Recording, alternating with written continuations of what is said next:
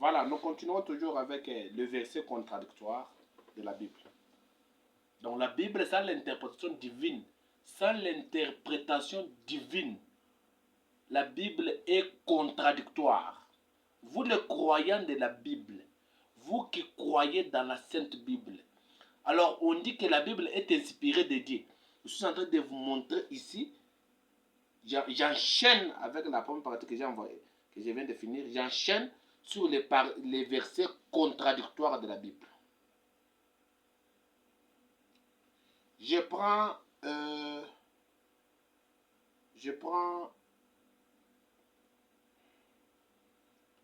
1 Samuel, le verset 17. Je prends 1 Samuel, le chapitre 17, le verset 49. 50-51. Suivez ce que la Bible dit.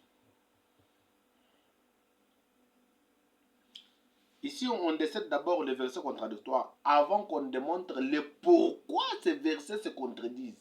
Du point de vue théologique, du point de vue pédagogique, du point de vue intellectuel. Pourquoi ces versets se contredisent? On viendra montrer le pourquoi. Ici, on lit d'abord, on montre d'abord le verset contradictoire.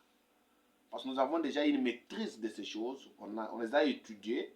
Alors, on répond à certaines demandes que les gens nous ont appelées. Ils voulaient un peu qu'on puisse mettre ça, afin que les gens puissent suivre ça.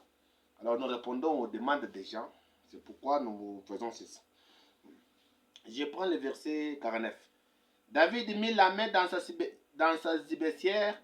Il prit une pierre et la lança avec sa fronde. Il frappa les Philistins au front, et la pierre s'enfonça dans le front du Philistin, qui tomba le visage contre terre.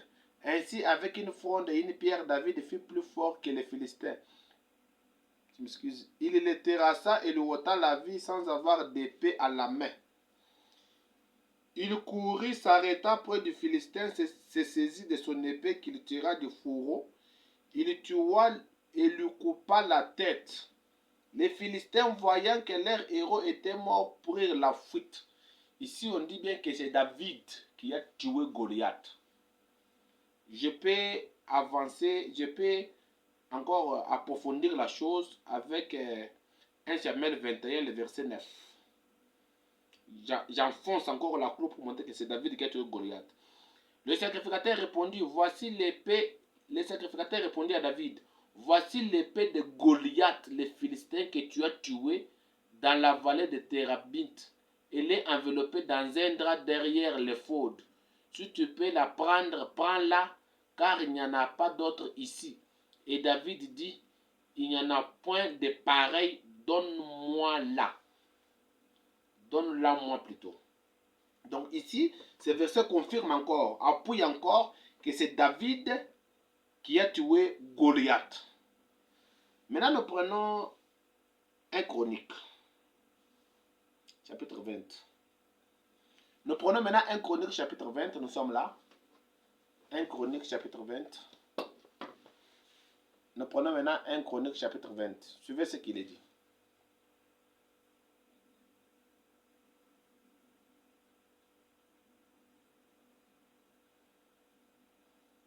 Il y a encore une bataille avec les Philistins.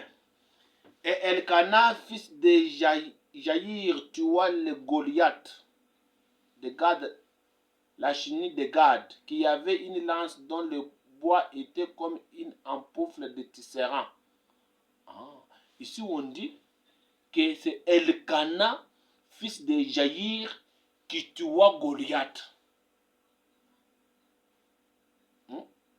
Là-bas, on a dit que celui qui a tué Goliath, c'était David. En 1 Samuel 17. Ici, dans 1 Chronique 20, on dit que celui qui a tué Goliath, c'est Elkana. Point d'interrogation. On avance. Toujours avec les versets contradictoires. On prend 1 Chronique chapitre 21. Le verset 1.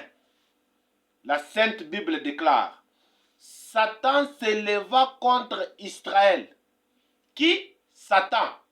s'éleva contre Israël et il excita David à faire le dénombrement d'Israël. Satan s'éleva et excita David à faire le dénombrement d'Israël. C'est ce que 1 Chronique chapitre 21, le verset 1 dit. On prend 2 Samuel 24. Suivez ce que dit. 2 Samuel 24, le verset 1. La colère de l'Éternel s'enflamma de nouveau contre Israël, et l'Éternel excita David contre eux en disant, va, fais le dénombrement d'Israël et de Juda. Dans 2 Samuel 24, 1, on dit que c'est l'Éternel qui excita David à faire le dénombrement. Dans 1 Chronique 21, on dit que c'est Satan qui excita David à faire le dénombrement. Qu'est-ce que nous allons prendre quoi? Nous allons prendre Chronique ou Samuel. Qui dit vrai? On met de côté. On avance. Je prends Matthieu. Matthieu. Je prends d'abord, avant de prendre Matthieu, je prends Acte 22. Acte 22. Acte 22, le verset 3. La Bible dit ceci. Lorsqu'ils entendirent qu'il leur parlait en langue hébraïque, ils redoublèrent de silence. Et Paul dit, le verset 3 dit, je suis juif. Paul dit qu'il est juif, né à Tars en Cilicie,